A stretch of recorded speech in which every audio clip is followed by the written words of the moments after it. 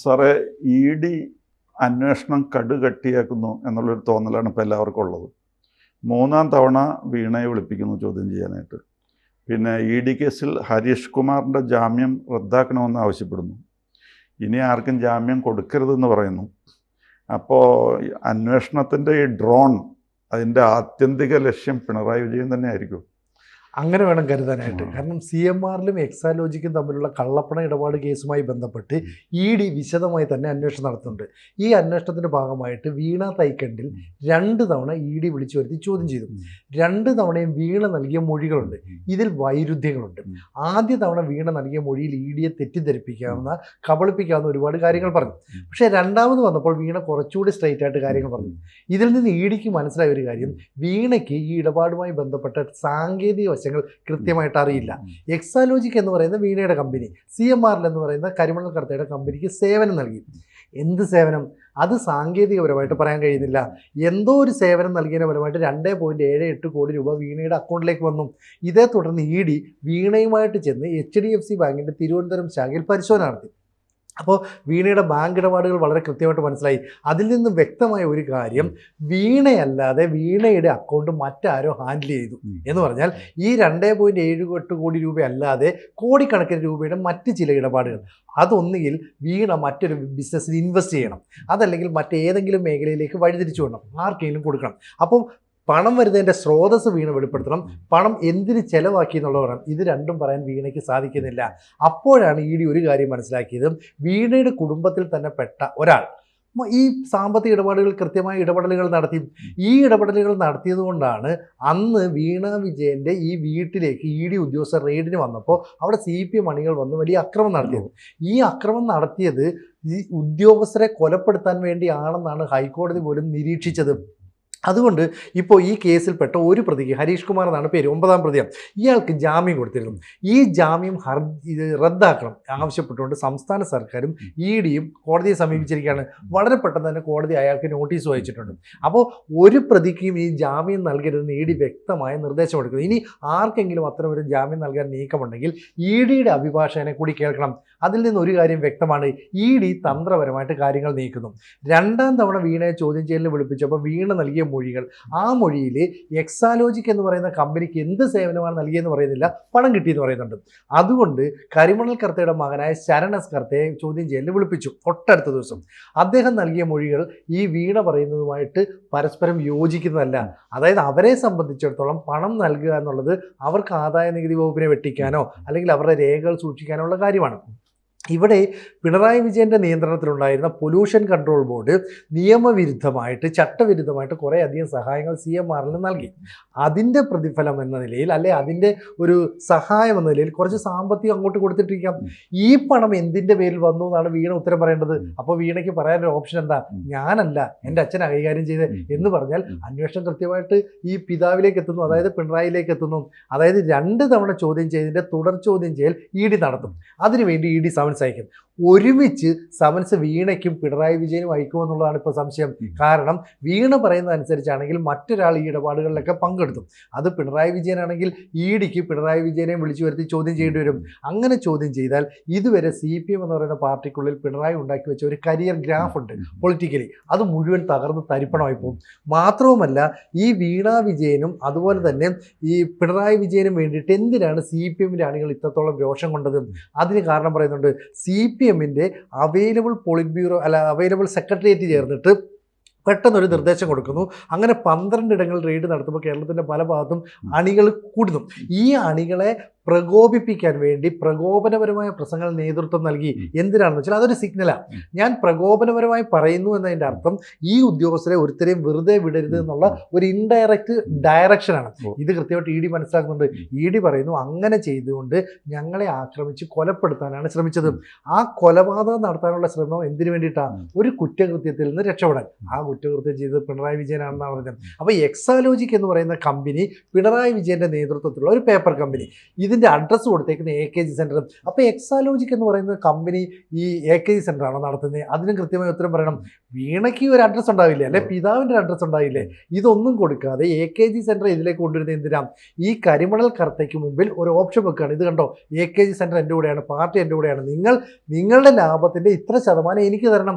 അപ്പോൾ ആ പണം നേരിട്ട് കൈപ്പറ്റാതെ മറ്റേതെങ്കിലും ബിസിനസ്സിലേക്ക് ഇൻവെസ്റ്റ് ചെയ്യാം, മറ്റേതെങ്കിലും മേഖലയിൽ ആരുടെയും കയ്യിലേക്ക് കൊടുക്കാം. അതുകൊണ്ടാണ് ED പറയുന്നത് ഈ പണത്തിൻ്റെ ഇടപാടുകളിൽ ഒരു ഇടപെടൽ നടത്തിയത് മൂന്നാമതൊരാളുണ്ട്.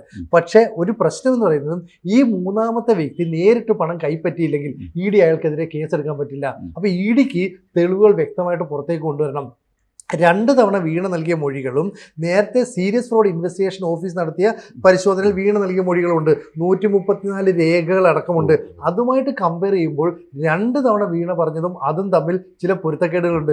സ്വാഭാവികമായി സംഭവിക്കാം, കാരണം മാസങ്ങൾക്ക് മുമ്പ് നൽകിയ മൊഴിയും ഇപ്പോഴത്തെ മൊഴിയും തമ്മിൽ വ്യത്യാസമുണ്ടാകും. പക്ഷേ എക്സാലോജിക് എന്ന് പറയുന്ന കമ്പനി എന്ത് സേവനം നടത്തി CMRL എന്ന് ചോദിക്കുമ്പോൾ കമ്പനിയുടെ ഉടമയ്ക്ക് അതിന് വ്യക്തത ഉണ്ടാവണം, അതിന് മറുപടി പറയണം. പകരം അന്ന് ജോലി ചെയ്ത ജീവനക്കാർക്ക് അത് അറിയുള്ളൂ എന്ന് പറഞ്ഞു.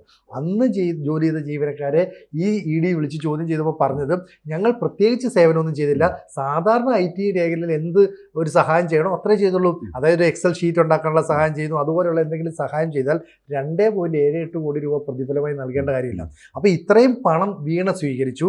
അപ്പോൾ 2 തവണ വീണയെ ചോദ്യം ചെയ്യലിൽ വിളിച്ചു. ഇനി തുടർ ചോദ്യം ചെയ്യലിന് 3-ാം തവണ വിളിക്കും. ഈ 3-ാം തവണ എന്നുള്ളത് എന്ന്, എപ്പോൾ എന്നുള്ളതാണ് സംശയം. മാത്രമല്ല ഈ പറയുന്ന സമൻസ് അയക്കുമ്പോൾ വീണ വിജയൻ്റെ പേരിൽ ഒരു സമൻസ് വരുന്നു, പിണറായി വിജയൻ്റെ പേരിൽ സമൻസ് വരുന്നു. അങ്ങനെയാണെങ്കിൽ 2 പേരെയും ഒരുമിച്ചിരുത്തി ചോദ്യം ചെയ്യാം. അപ്പോൾ വീണ പറയുന്നത് കള്ളമാണെങ്കിൽ പിണറായി അതിന് മറുപടി പറയണം. പിണറായി പറയുന്ന കാര്യങ്ങളോട് യോജിച്ചു പോകാൻ വീണയ്ക്ക് സംസാരിക്കാൻ പറ്റിയില്ലെങ്കിൽ അവിടെയും തെളിവുകൾ ഇല്ലാതെ പോകും. അങ്ങനെയാണെങ്കിൽ EDക്ക് ആരെ വേണമെങ്കിലും അറസ്റ്റ് ചെയ്യാം. സത്യത്തിൽ ED വളരെ സമർത്ഥമായിട്ട് കരുക്കൾ ഇങ്ങനെ നെയ്തെടുക്കുകയാണെന്ന് വേണമെങ്കിൽ പറഞ്ഞുകൂടെ? ഇപ്പോൾ ഈ SFIOയുടെ വളരെയധികം ഡോക്യുമെന്റ്സ് കിട്ടിയിട്ടുണ്ടല്ലോ. അതെ, അതിപ്പോൾ അവർ നന്നായിട്ട് സ്റ്റഡി ചെയ്യുമായിരിക്കും. അതെ. അപ്പോൾ പിണറായി വിജയനെയും മകളെയും കൂടി ഇരുത്തി ചോദ്യം ചെയ്യുമ്പോൾ ഈ സാധനങ്ങളെല്ലാം പെടുത്താണ്.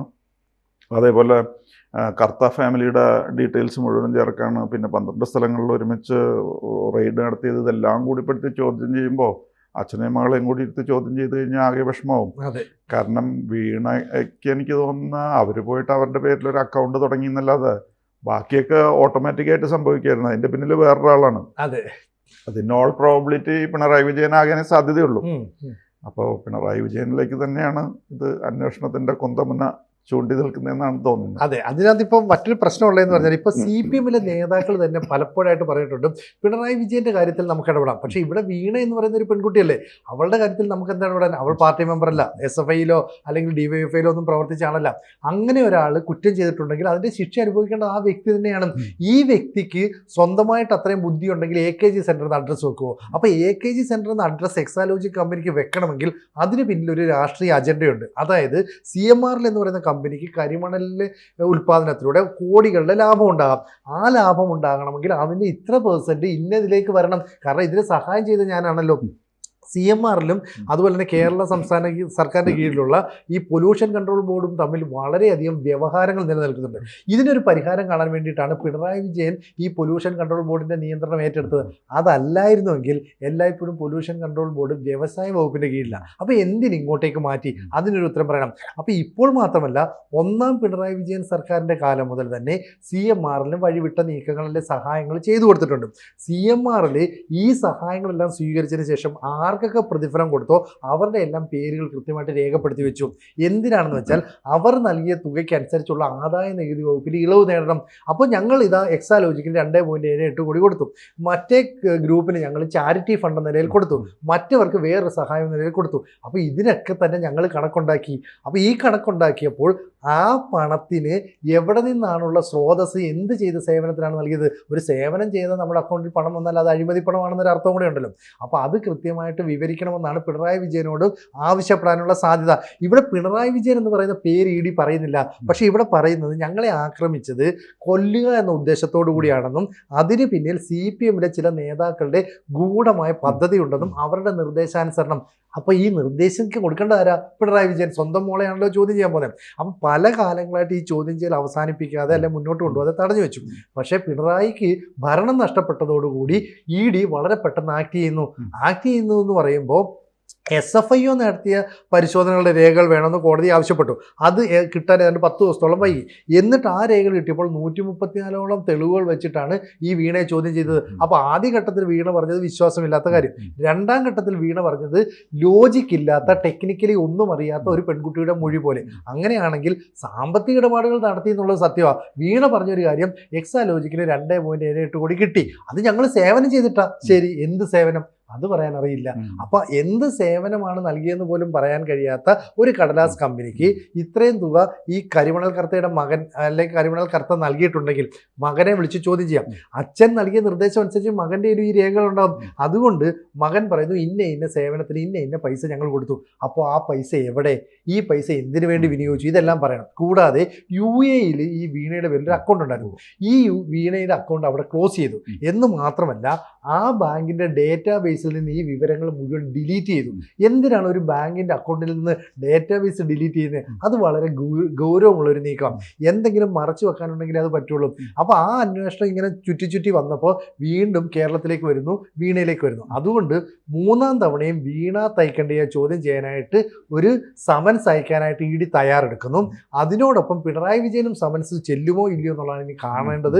അങ്ങനെ ഒരുമിച്ച് രണ്ടുപേർക്കും സമൻസ് ചെല്ലുക എന്ന് പറഞ്ഞാൽ അക്ഷരാർത്ഥത്തിൽ കേരള രാഷ്ട്രീയത്തിൽ വലിയ പൊട്ടിത്തെറികൾ ഉണ്ടാകുന്ന കാര്യത്തിൽ സംശയം വേണ്ട. മാത്രമല്ല, ആ അന്വേഷണത്തിന്റെ ഒടുവിൽ ഒരാൾക്ക് അറസ്റ്റ് ഉണ്ടാകും എന്നുള്ള സാധ്യതയും തള്ളിക്കളഞ്ഞുകൂടാ. അപ്പോൾ ED വളരെ കൃത്യവും വ്യക്തവുമായ രീതിയിൽ മുന്നോട്ട് നീങ്ങുന്നു. അതിനെ സഹായിക്കാനായിട്ട് ഇപ്പോൾ കോടതിയും നിലനിൽക്കുന്നു. കൂടാതെ SFIOയുടെ രേഖകൾ ഇതിന് അടിസ്ഥാനമായിട്ട് മാറുകയും ചെയ്യുന്നു. അങ്ങനെയല്ലേ നമുക്കിപ്പോൾ ഒടുവിൽ പറയാൻ പറ്റും. അതെ, അതിന്റെ കൂട്ടത്തിലുള്ള വേറൊരു പ്രശ്നം എന്താണെന്ന് വെച്ച് കഴിഞ്ഞാൽ, ഇപ്പൊ ED ഇങ്ങനെ ചോദ്യം ചെയ്ത് പിണറായി വിജയനിലേക്കൊക്കെ പോയി കഴിയുമ്പോൾ പാർട്ടിക്ക് അകത്തുനിന്ന് കുറെ പേര് പിണറായി വിജയനെതിരെ തിരിയും. അത് ഉറപ്പായിട്ടും തിരിയും. കാരണം ഇപ്പൊ തന്നെ പിണറായി വിജയനെതിരെ ഒരുപാട് ശത്രുക്കൾ പാർട്ടിക്കുള്ളിലുണ്ട്. പക്ഷെ ഇവർക്കൊക്കെ ഭയമായിരുന്നു ഇത്രയും നാൾ. ഇനി ഭയക്കേണ്ട കാര്യമില്ല. കാരണം പിണറായിയുടെ കയ്യിലും അഴിമതിയുടെ കറ പുരണ്ടു എന്ന് തോന്നിയാൽ ഇവർ നാളെ കൈവിടും. പാർട്ടിക്കുള്ളിൽ അദ്ദേഹം ഉണ്ടാക്കിയ ഇമേജ് ഒക്കെ തകരും. പ്രത്യേകിച്ച് ആദ്യത്തെ മന്ത്രിസഭയിലുണ്ടായിരുന്ന മന്ത്രിമാരെയൊക്കെ വലിച്ചു ദൂരെ കളഞ്ഞില്ല. അതെ, എക്സ്പീരിയൻസ്ഡ് ആയിട്ടുള്ള എല്ലാവരെയും വിട്ട് അവനവന്റെ ആൾക്കാരെ മാത്രം. അപ്പോൾ ആ ആദ്യത്തെ മന്ത്രിസഭയിലുണ്ടായിരുന്ന ആൾക്കാരൊക്കെ ചിലപ്പോൾ പിണറായി വിജയന്റെ ശത്രുക്കളായിരിക്കും ഉള്ളുണ്ട്. പിന്നെ EDയും കൂടി വന്നു കഴിയുമ്പോൾ പിണറായി വിജയൻ ഒന്ന് വേർക്കാനൊരു സാധ്യതയുണ്ടെന്നാണ് തോന്നുന്നു. കൂടുതൽ വാർത്തകളും വിശേഷങ്ങളും നിങ്ങളിലേക്ക് എത്താൻ ABC മലയാളം സബ്സ്ക്രൈബ് ചെയ്യുക, ബെൽബട്ടനും അമർത്തുക.